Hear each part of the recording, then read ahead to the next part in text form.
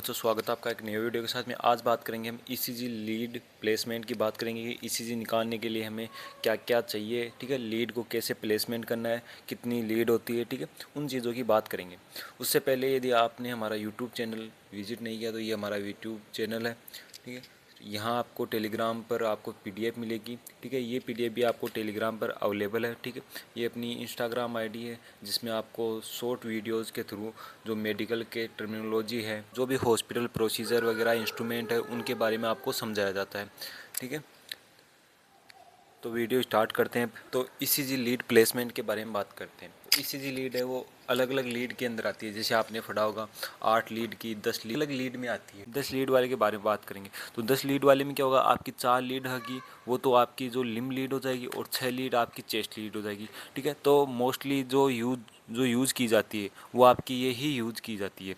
ठीक है, तो इसके अंदर देखते हैं जो आपकी मेजर लीड होती है वो उनके नाम होते हैं RA, LA, RL, LL। ठीक है, RA का मतलब होता है राइट आर्म, जो आपके राइट हाथ के ऊपर लगेगी। ठीक है, LA का मतलब होता है लेफ्ट आर्म, जो आपके लेफ्ट हाथ के ऊपर लगेगी। और RL का मतलब होता है राइट लेग, जो आपके राइट पैर पर लगेगी। और LL का मतलब लेफ्ट पैर पर लगेगी, जो आपकी राइट आर्म पर लगेगी। ठीक है, उसका जो कलर होगा वो वाइट कलर का होगा।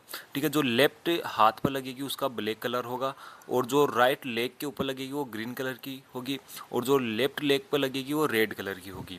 ठीक है, ये जो आपकी आर्म है उस पर 2 तरीके से लगाई जाती है, जो आपको डायग्राम दिखाता हूँ मैं। ठीक है, डायग्राम से समझाऊंगा। वो देखो आप कैसे कैसे 2 जगह लगा सकते हो। एक तो आपकी जो रिस्ट होती है उसके अपर आर्म पर लगा सकते हो, या एक दूसरी है वो बिलो शोल्डर लगा सकते हो। ठीक है, यदि आप बिलो शोल्डर लगाओगे तो जो ये वाली है इसको लोअर एब्डोमेन लगाना पड़ेगा आपको। ठीक है, यदि इन दोनों को आप बिलो शोल्डर लगा रहे हो, यदि आर्म वाली हाथ वाली को बिलो शोल्डर लगा रहे हो तो इनको लोअर एब्डोमेन लगाना पड़ेगा। और यदि इनको रिस्ट और अपर आर्म लगा रहे हो तो इनको फिर आपको अबाउ एंकल पर लगाना पड़ेगा। ठीक है, दोनों लीड को। तो देखो ये कैसे होती है आपकी लीड के बारे में देखते हैं। मैं आपको डायग्राम दिखाता हूँ, उससे आपको समझ में आएगा। तो ये आपका डायग्राम है जिसमें देखो ये एंकल रीजन पर है। ठीक है, यह आपका रिस्ट रीजन पर है। ठीक है, आप लोगों को नज़र आ रहे होंगे ये।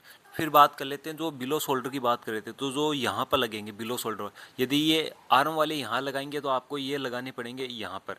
ठीक है, अपडाउन लोअर अपडाउन यूज करने पड़ेंगे। ठीक है, ये आपकी जो मेजर लीड है वो हो गई। ठीक है, ये वाइट कलर की हो गई, ये ब्लैक कलर की हो गई, ये ग्रीन की हो गई और रेड कलर की हो गई। अब आपके जो चेस्ट लीड है उनकी बात कर लेते हैं।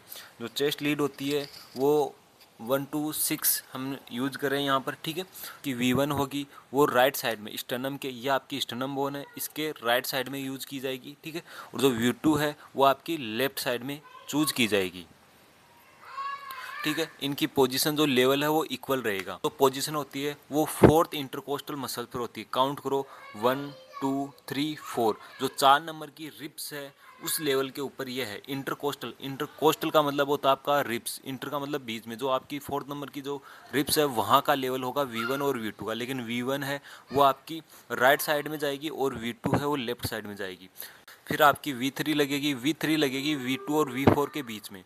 ठीक है, V5 आपकी 5th इंटरकोस्टल मसल्स, V6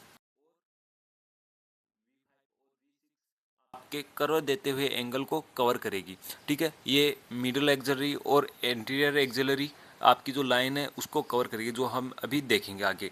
ठीक है, जो इसी डायग्राम को आपको बड़े रूप में दिखा देता हूँ मैं। देखो आप, ये रही आपका, आराम से आपको विजुअलाइज हो रहा होगा इसके अंदर आपको। ठीक है, आप रिप्स भी काउंट कर सकते हो, 1 2 3 4, तो ये 4 है। ठीक है, आपकी V1 V2 V3 सेम आपको पेशेंट के ऊपर प्लेस करना है। ठीक है, अब मेजर लीड की बात कर ली, माइनर की कर ली। अब जो नेक्स्ट बात करेंगे, ये जो एंगल है हम ट्राइंगल लेते हैं, इनकी आगे बात करेंगे ये कैसे कैसे लेते हैं।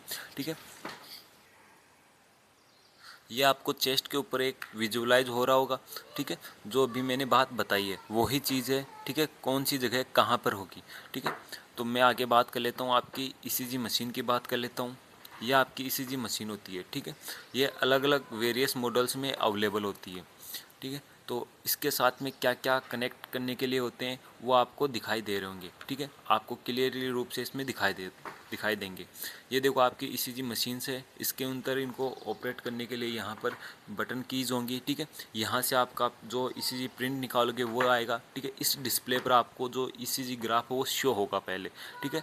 यह आपकी ईसीजी लीड है, ठीक है। इसी के अंदर देखो यहाँ तक सेम रहेगा, फिर यहाँ से डिवीज़न होगा लीड्स का, ठीक है। ये जो आपकी है वो चेस्ट लीड है और ये 4 है वो आपकी लिम्ब लीड है, जिन्हें मेजर लीड भी बोलते हैं, ठीक है। इनसे ये कनेक्ट हो जाएगी, ये वाली यहाँ से कनेक्ट करने के लिए इनको आता है।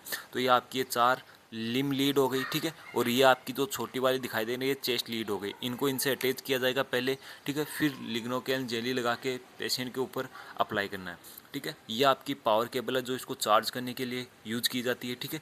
यहाँ पर आपको ईसीजी ग्राफ शो होगा, ये आपको लीड 1 2 3 V1 V2 ये से यहाँ पर शो होंगे, ठीक है।